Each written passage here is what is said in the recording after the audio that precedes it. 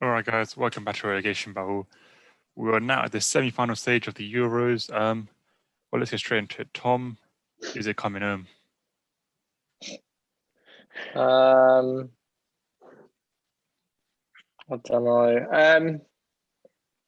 For the sake of it, I'll say yeah, but Italy will not be easy whatsoever if we are, because that will be the team we play in the final if we are to beat Denmark. Wouldn't like to underestimate Denmark either, because I think they have an ability to beat us because they're a good team, but we should, in theory, beat them. But I can't say we should beat Italy because we've said all tournament they've looked the best team. They're the team that actually look like the team full of not full of individuals, but they actually play as a team. To be fair, we're starting to as well. But I reckon it'd be a good game. But I reckon they'd be favourites for it. But we could definitely beat them 100%. And this is the best chance we're going to get. This is a better chance than we had in the World Cup. We thought we had a good chance of winning the World Cup. Like, it was a good route. This is the best chance we've had, and even more than that. So hopefully it is coming home. What have you made of the performances against Germany and against Ukraine? I think the Ukraine performance was near enough, basically just perfect. I think that was our best performance. Our Germany performance was up there as well. It was very good. People look at 1-0, 4-0, but against big opposition, it didn't. I think a lot of people don't realise how big that Germany game is. It weren't just, all right, Germans, yeah, we got a bit of rivalry. That is the biggest rivalry we've ever had. We never could beat them. They always beat us in every important tournament, whether it was a semi-final or whatever. They always beat us. And I felt like we took them out of the game a lot. They had one big chance in the game, but I felt like we controlled the Germany game a lot. I felt we looked confident. It took a while to break them down, but that's what you're going to expect with the Germans. They've got quality, and it finally happened. And I thought we would just fully concentrate for the whole 90 minutes, other than one certain second, which we did get away with Müller. But other than that, I thought we deserved them with a better team. And the Ukraine performance was we just showed we are levels above, and that they shouldn't be anywhere near us. And we showed it, and we took our chances, and they didn't really touch us at all. Yeah, and Jack, we spoke last week about, we kept 3 clean sheets in the group stage. We've backed up now with 2 more clean sheets in knockout stages. I think we're the first ever team to do that in Euros, get 5 straight clean sheets. Mentally, how important is that going into the last 2 or possibly 2 games? I think it's brilliant mental state for that, especially for Pickford. He had his critics coming into the Euros. Shouldn't he be starting? Should he be starting? And he's had an excellent campaign. Same with when I talk about all the defence, but Harry Maguire, he's not fit, he shouldn't go, blah, blah. He's come in. Although Mings has been brilliant, coming in, maybe Mings should have kept in his place, but Maguire came in and has been brilliant. So it's a brilliant boost for them. However, although we've been very good, we have been let off a few times.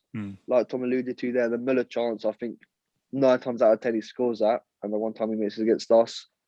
I'm not moaning, but we just got to be switched on from and like Tom said, Denmark are a good team, and they will get chances. So we just need to make sure that they're not clear cut. Yeah, and in Denmark, the last couple of games they switched to a 3-back. I think the first 2 was 4, and they're bringing with the 3. Do you expect Southgate to do that to switch as well, to just sort of match them like we did against Germany? I don't know, because he didn't match Scotland. Scotland played back 3, so he might do, but because I reckon we'd do that against Italy. Yeah, but I feel like because we believe we're the stronger team, which we are, he might just stick to the 4 at the back. But I wouldn't be surprised if he does match him, because he likes to do that a lot. Yeah, Tom, you kind of how important is it that Kane got those goals against Germany and Ukraine now? Because I think it's a bit not disrespectful. I don't know what it is. Maybe unrightly. So he's getting a bit of criticism during the group stage, even though he didn't score, he is one of the best strikers in the world, if not the best. But, mentally for him as well, how important is it that he got that, goal against Germany in front of the home fans at Wembley and followed it up with, 2 good goals against Ukraine? I mean, it helps. I mean, Kane's at the experience where he's been world class for a long time. I don't think it would have bothered him as much as it would with other strikers. But it definitely would have helped. I mean, people saying that he shouldn't start and Cavalier should come in. I just think he's clueless. I'm obviously trying to not be biased, but when you got I think everyone can confirm he's in the top 2 strikers in the world. Some would possibly say first. Like you can't take him off no matter what unless you actually have to. I was always going to come, but I weren't that. As much as I want him to score, it's gotten to the point where as England fans, like who gives a shit who scores? Just someone score and win it. And Kane will be. I'm sure if Kane could get top goal scorer but not win it, or not score and win it, he would pick not score and win it. Everyone just wants the trophy. So yeah, that you're going to get that from football fans because people, if they're not happy with performance, they're going to take it out on a lot of players, which is fair enough if they really do have that sort of performance. But just because he don't score doesn't mean he's not helping us. But yeah, you expect that from football fans. But no doubt that would give him confidence going into the semi-finals against Denmark and Italy. He nearly got a hat-trick with absolute. That could have, if that would have went in, that may have beaten the the shit goal. I think we're saying is the best one at the moment. I believe that may have beaten. That would have been a fantastic goal. And to be fair, you've got to give credit to the keeper because it was a very good save. Yeah. But yeah, it'll give him confidence, and you never know, he might be able to get a golden boot anyway. Yeah, he's on 3 goals now. I think 5 is the max, but both of them are out of the tournament. And I think I saw this morning that in 10 games against Kasper Schmeichel, he scored 12 goals, which is a pretty good record there as well. And then Jack, one of the, I think if you could say sort of most improved players this season was Luke Shaw, and he's continued his form into this year's tournament. But I think that Ukraine in Germany is brilliant, plays part in both goals, but the Ukraine game took a step further. And, how good is that to see from United's perspective as well? I mean, I speak from United's perspective first, but I've always, since he's come, he was good at Southampton, up and coming. We knew he had potential, and he just had a lot of injuries, very unfortunate with that. I didn't have the manager, and I've always been behind him. I knew, you could tell just the sheer pace and power he had. You knew he was going to be a brilliant fullback, and it just about giving him the right time, give him the right manager, and he's had that under Ollie, and he's thriving now in the England setup. I mean, fantastic crossing for Harry Maguire's header, and another inch perfect cross for Harry Kane to put it in the back of the net. Yeah. Well, let's talk a bit about Denmark. So, it was a pretty strong display against Wales. Good 4-0 win. Dolberg scored a brilliant goal in that game, but I think all 4 of the goals are sort of well-worked goals. Then Czech Republic, again, it was a good, good display from them, attacking display. But at the back, I feel like they were a bit not exposed, but there's a bit of frailties there. Patrick is a good goal, good finish for him, but in general, I feel like they could be sort of broken down a bit more. So, do you think are you expecting a similar game to the Ukraine one, or a bit more? Like the group stages, more of a 1-0 victory coming up? Group stages, 100%. I just think Denmark are more organised. They've got a good manager. They've got good players. I think they're just an all round more like a stronger team. And I know they're, like you said there, they were a bit lackluster in defence against Czech Republic, but I think whenever anyone plays England, they up their game. So we know they're going to be stronger defensively and offensively. So obviously, I still think we'll win, but I do think it will be another cagey affair and only a few goals in it. Yeah, fair enough. Well, Ty, I'll come to you now. Italy, continued their good group stages performances. The Austria one was a bit of a not shaky one, but unexpected display. We thought they would sort of roll through them, but then Belgium was a lot better. Jorginho's been massive for them in the middle of the park. Great performances, The way Spain played, this all like to keep possession. So, how important is Jorginho going to be in this Italian team to, sort of keep the ball away from Spain? Very important. Obviously, he's one of the best when it comes to keeping possession. But obviously, there's still that thing where he can get overrun pretty easily. So if there's anyone in that Spain midfield that can do that, then they could cause them problems that way.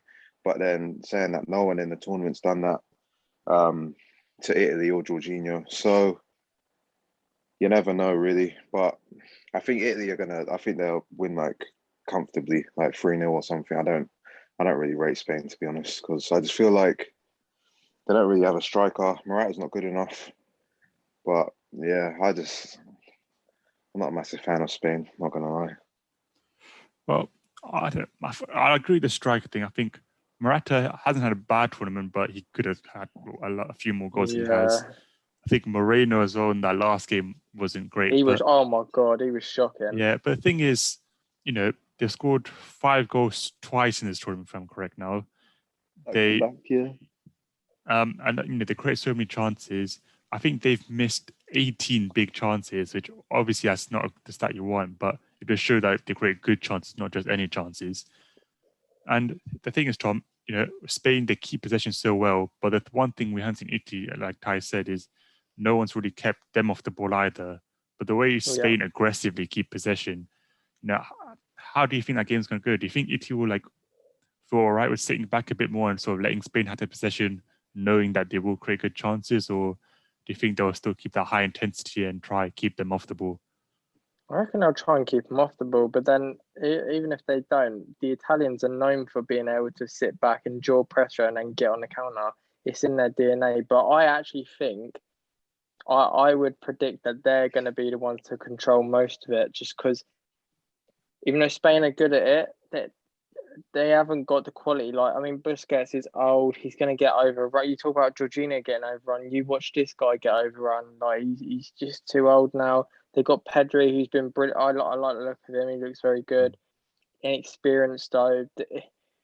I just think it just all adds up to Italy just having more quality against them. Spain looked all right. Don't get me wrong. To be honest, there ain't been a game where I've said that Spain haven't dominated. But they just lack so much quality, and you wouldn't normally say that because Spain are known for having quality players. They're brilliant on the ball, but like the wingers, Dani Olmo and Ferran Torres, they're all right, but they ain't nothing special. And Morata, he does score a couple of goals, but he should easily double what he already has.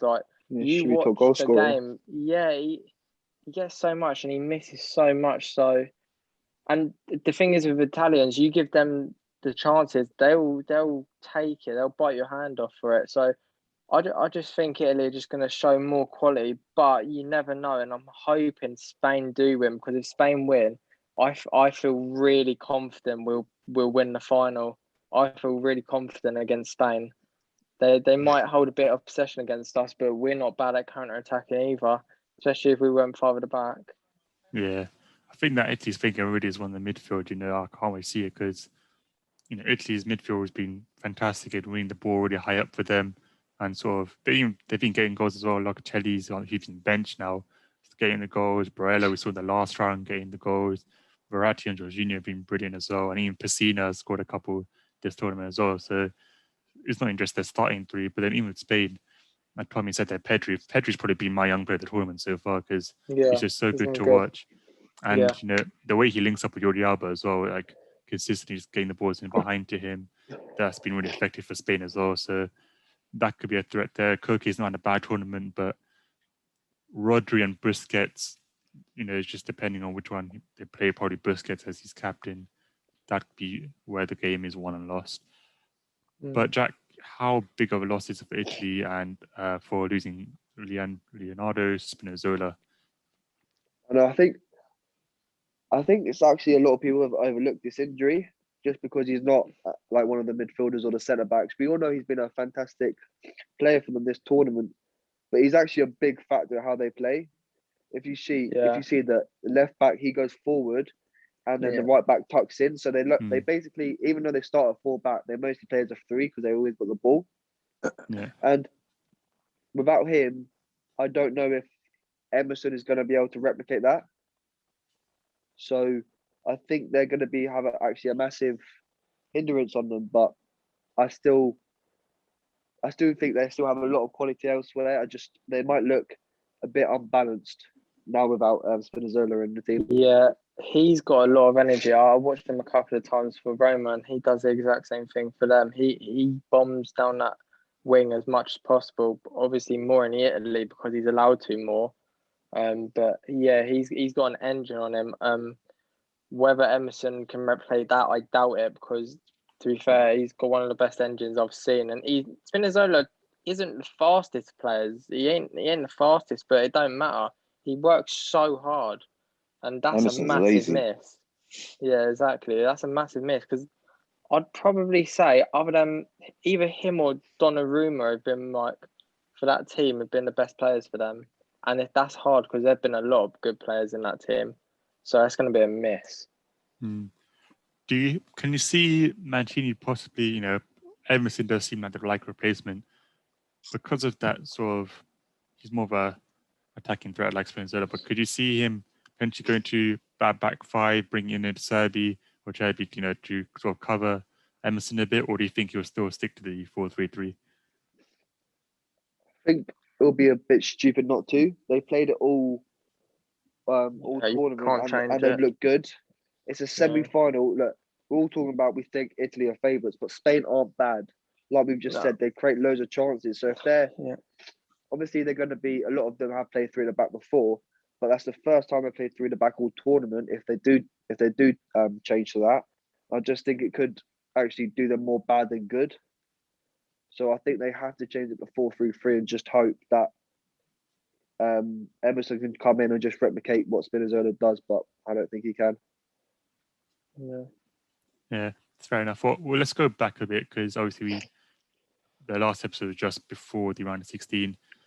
Let's talk about that France-Switzerland game. And before I, talk about what I need to talk about in that game, let's talk about the world champions being knocked out, tight. It was a weird one. Switzerland started off really well, but then after that penalty miss, France just switched on. Benzema 2 good goals, quick fire goals, and Pogba scored an absolute beauty. But all of a sudden just collapsed as well. What did you think of that France performance? It was hot and cold, really. Obviously, they were poor in the first half, from what I can remember, and then second half, obviously, like you said, they turned it on. Obviously, Pogba scoring that great goal, and then after that, it was almost like they thought they'd already won. So obviously, they took their foot off the gas, and then obviously let Switzerland back in the game. But Mbappe, man, I don't know what was wrong with him in this tournament. Like, he just kept missing, and then obviously, I knew when he stepped up for the penalty, I knew he was missing. Like, you could just tell. So I don't know, he really disappointed me, and he killed my fantasy as well. So Reece James killed your fantasy. Yeah, but Jack Pogba, I feel like he had a great game. I think he's been one of the best players I've seen this tournament. Like in the games he's played, obviously scored a great goal. But I was a bit confused. I'm not sure if you guys saw it, but after the game, the pundits, I think Gary Neville, Roy Keane, and Patrick Vieira, they sort of blamed Pogba for the defeat. Into him. And I was just like, did they just watch the same game that I did? Because I know they conceded 3 goals, but he was one of the best players on the pitch. Exactly. I don't think you can blame Pogba for any of them. I think, if anything, you can blame France's strikers for not putting away the passes that Pogba gave to them. But, why have you made of Pogba's tournament? Like you said, went before, I think he was unlucky to get knocked out, because he's been one of the standout performers with that great goal. Some of his assists, his passing has been excellent. His domination of the midfield. I think he was like a few players. I think one of the only in that France team that actually performed this tournament. So I do think it was unlucky. He was a good performer for them. And like you said, there were those with the analysis, they're a bit slating Pogba. And I think I know this is Euro show, but that's like the whole time he's been at Man United. Every loss, it's just like, oh yeah, what can we blame Pogba on? It all started with Souness, and now other people are jumping on it. It's just, I get, if you watch the last goal, Pogba was caught on the ball, and they got, obviously, everyone knows what he chopped Kimpembe up, and he was awful there. But Pogba did lose the ball, but they still conceded 2 other goals. You know, and like you said, they still had chances for their strikers to put away, and they didn't. But yeah, I'm not sure how you can blame Pogba for that defeat. Only Pogba, could score a goal like that and then put that penalty top bins the way he did, and then still get ripped into by pundits and stuff. It's stupid, man. Yeah, because I think from that game, I feel like there was 2 great chances he created from passes that just shouldn't have been made. You know, one was, I think, Mbappe near the end of the game where he sort of took it, tried to take his left foot instead of his right, and then fake the injury to play it off, as you know some players do. But you know, I just feel like Pogba the whole tournament was just so good to watch, and that goal just sort of summed it up for me. You know, when France that need that little bit of just something to sort of get them ahead, that's what we provided for them. And you know, Benzema, you know, he's scored 4 goals. I thought he had a good tournament as well, but him and Mbappe did miss a couple of chances that, you know, they created for each other. They did miss a couple of chances each. So it's an interesting one.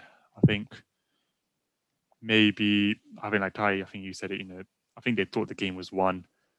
You know, I guess you could see that in Pogba's celebration because he did like 5 of them in what for that one goal. He just stood in the spot and did about different celebrations. But I think we had to talk about Granit Xhaka in that game because he was unreal. That was one of the best performances I've ever seen from the guy. And, you know, I don't know if you guys know this, but Pogba and Kante had never lost a game before that. And then, you know, they come up against Granit Xhaka and look what happens. It just away from Arteta. Joel, don't gas him up. He's leaving your team, all right? Listen, he can leave. That's fine. You know, he deserves to leave because he's just too good for us, if anything. He deserves to be in that Conference League next year and win the trophy for the first time. Thank you. You know, he's just tactically. You saw that pass. You know, I can't remember if he's on attack with Pogba. That pass was like fantastic. Unreal. It was Pogba-esque. Like, you know, fair enough. Kimpembe got fucking embarrassed differently by Gavranovic, but you know, and then even the penalties. You know, you expect Xhaka to take a penalty, but I feel like he knew that they were going to win pens and that Spain game would go to pens as well. So he was like, all right, I'm suspended for that game. Let me let these guys take it in practice for the next game. And unfortunately, they let him down. But, you know, what can you do? What can you do? Just all-around fantastic player. And hopefully our board don't let us down and get extra, you know, maybe 10 mil for him just off that performance. You know, you can't blame Pogba when you got one of the best midfielders in the world against you. What can you do? What can you do, you know? But Tom, I feel like we talked about it in the group stage episode. The Netherlands were a bit not disappointing, sorry, but you can see that there were a bit of frailties in that team as well. And it showed against Czech Republic. De Ligt with a sort of, what's the word? Something you wouldn't expect from him, a bit of a surprise handball and standing off. And then from there on, they sort of capitulated against the Czech Republic. And, you know, Depay wasn't fantastic. Wijnaldum wasn't what we saw in the group stage, and just a bit disappointing from them, wasn't it? Yeah, I mean, look, it was a competitive game anyway. I don't think Netherlands were dominating the Czech Republic. It was competitive anyway. You're going to expect that. It's the first round of the knockout. Both teams were up for it. It actually looked like it was going to be a very good game because Czech had a couple of chances, but the Dutch had a couple of chances. It was end-to-end. And then inexperience from De Ligt, he got done, and then he accidentally fell, but then he's moved his arm into it.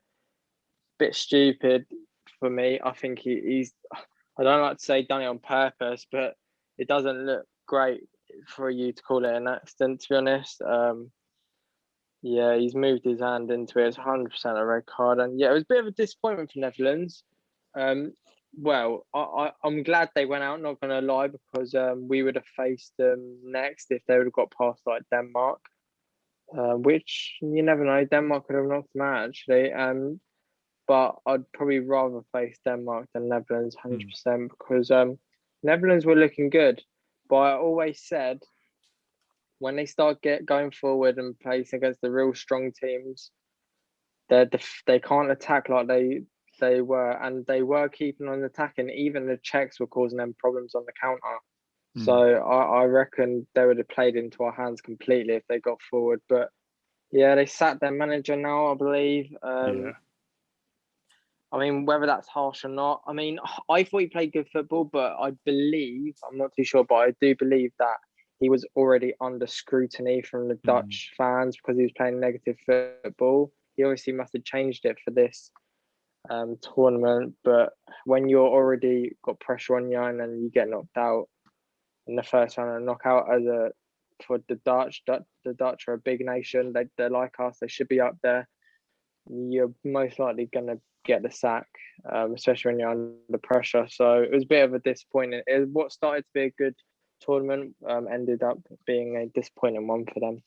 Yeah, I think it's just that they missed the last World Cup and I want to say the last Euros as well.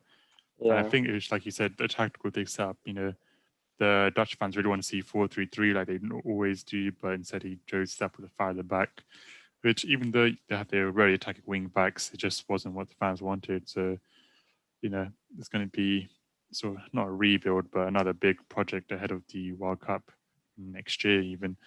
But, semi-finals obviously starting tomorrow with Italy versus Spain. What are you guys' predictions for that game? Score predictions. 3-0 Italy. Tom? I will go with.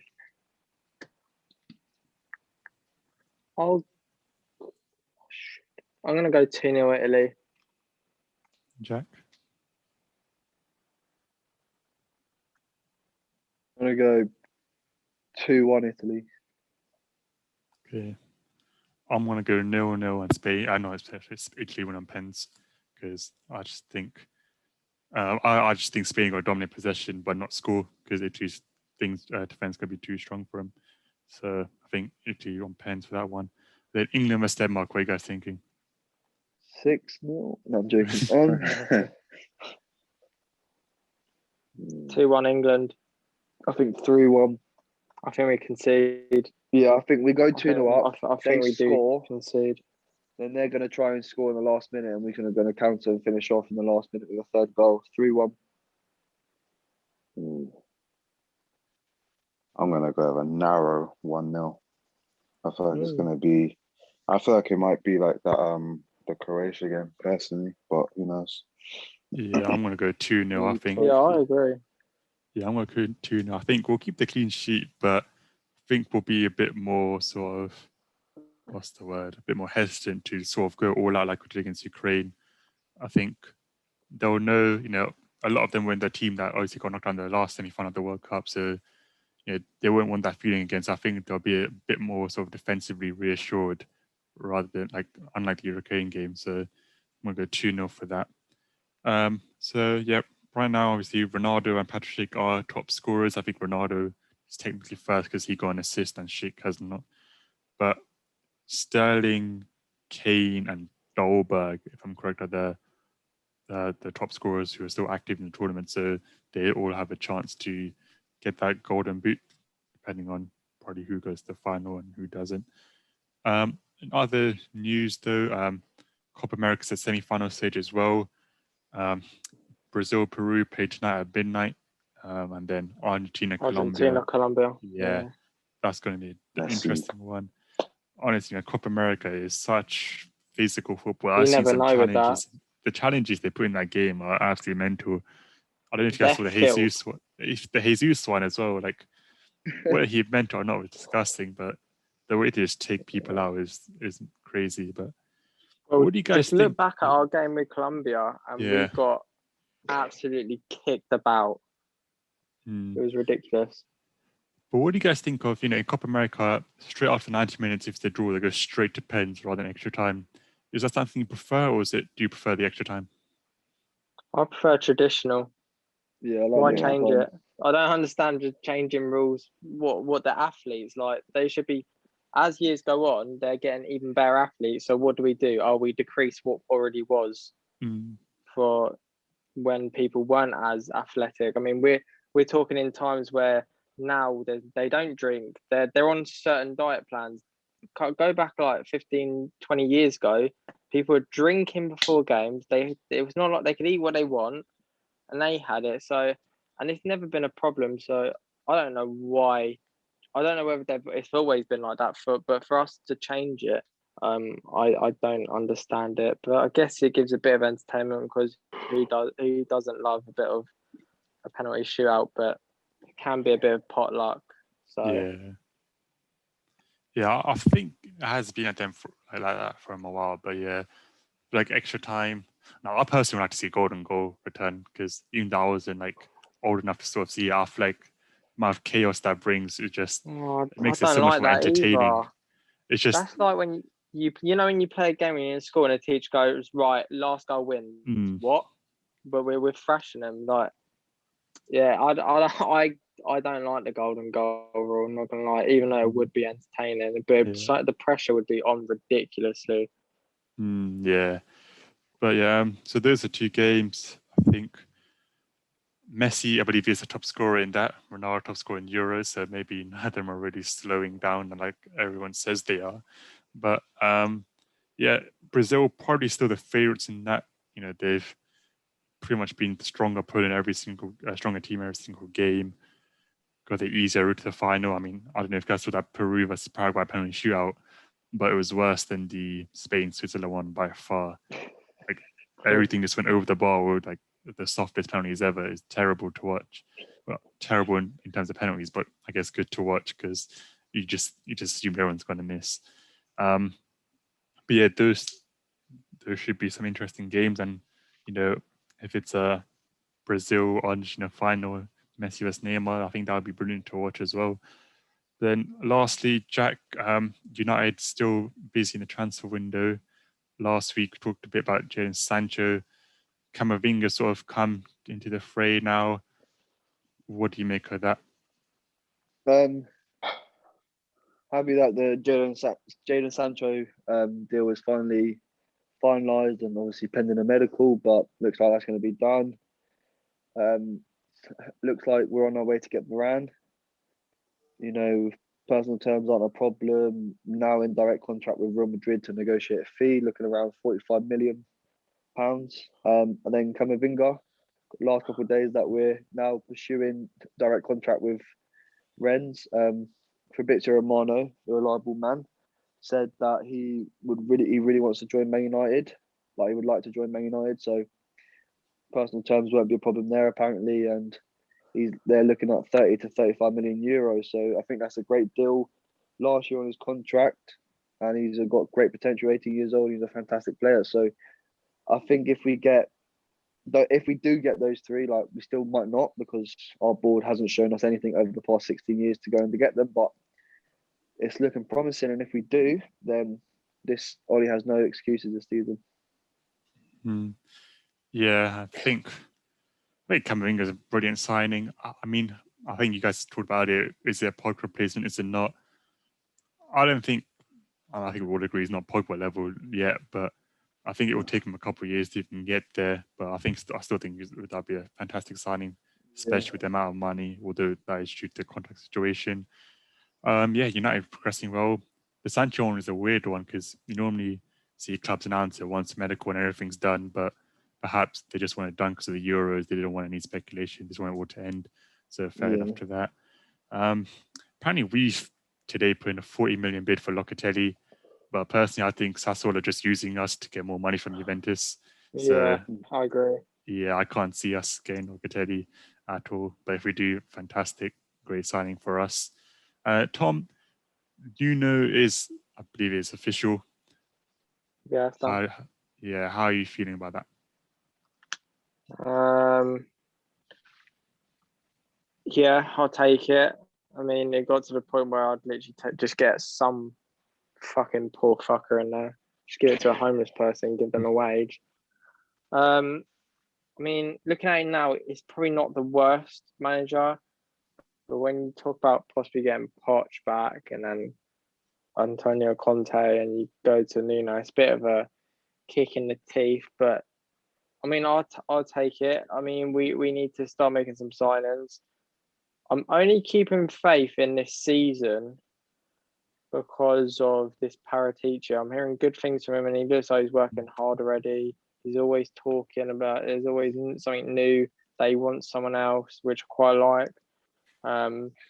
But it actually seems like the fans are actually quite a bit done with this club, because I'm in the running for a season ticket, and I was quite far down the list, obviously, because I'm young and I've only just been put on, and we got quite a big fan base, and a new stadium, everyone wants it. And I heard about people rejecting a lot of offers, and I just got offered my season ticket. So it seems like a lot of people are having second thoughts about this season, and they ain't that promising. But we got to support the manager. He's done good at Wolves. He done good at Valencia, I believe, as well. So he's done good wherever he's gone. But they need to back him, because that squad's not good enough. I would love. I mean, I don't. After hearing like what Man United's doing, it's a bit gutting. Even Arsenal look like they're being active. I would love a Jules Koundé, and I reckon we could get him, but I can't see us paying. Even though I think in my eyes it's a bargain, because you get him for like 45 million, I think, and he's fucking brilliant. But I still can't see our stupid chairman spending. But you never know. We have to see what happens. Yeah, I think you guys are bidding for Tomiyasu, I believe, from Bologna. Yeah, that one will go through unless his medical, just because that will get him. I believe, because I've always known he was a fullback, but he always looked like quite defensive because he's quite tall. I believe he will be the right centre half to a back five. Yeah. I think that might be the plan, but I'm not sure. Yeah, I think, once the Euros ends, a lot more will start happening for every club. Just once players are back, pre-season's going underway, managers will start to know, I think Ty's upset as if they didn't spend about 500 million last season, but what can you do? What can you do? Hey, Declan Rice just keeps twerking for us, man. You might as well just do him a favour and just give him his little dream. Yeah, she does. Yeah, he does. I think he can deny either. But that's all from us this week. We might be back just before the final after semis. But until then, have a nice. I think it's time to talk. I think it's time we sit down and just say what's going on. I think we should say everything that's right.